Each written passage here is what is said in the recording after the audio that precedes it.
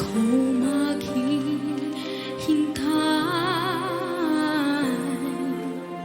Kailan kaya puso ay ibig? Kailan kaya matitikman ang isang halik? Kailan kaya madarama ang isang paglalambing?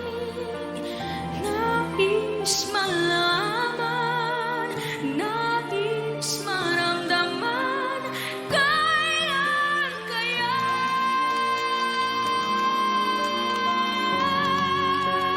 Kailan kaya puso ay ibig? Kailan kaya matitikman ang isang halik? Kailan kaya madarama ang isang paglalambing? Nais malaman, nais maramdaman. Kailan kaya?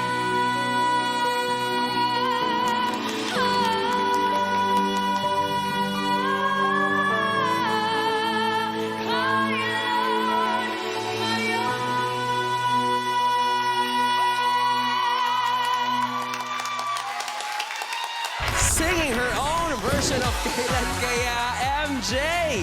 Para kang sirena, no? Now let's ask our beautiful mermaids kung ano nga bang masabi nila sa naging performance mo. Let's first ask Ate Reg. I was very impressed. Kasi yung audition niya, nakakatuwa na at such a young age, kaya niyang kumanta ng old song and then to do a ballad like that. Ate Anggit, I was in awe.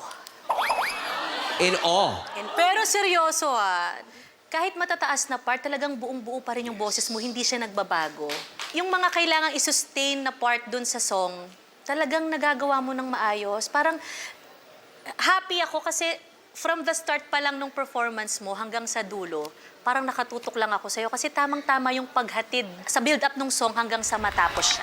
Thank you so much, ating Idol Kids judges. Studio audience, kailangan nyo nang i-lock in ang scores nyo for MJ right now.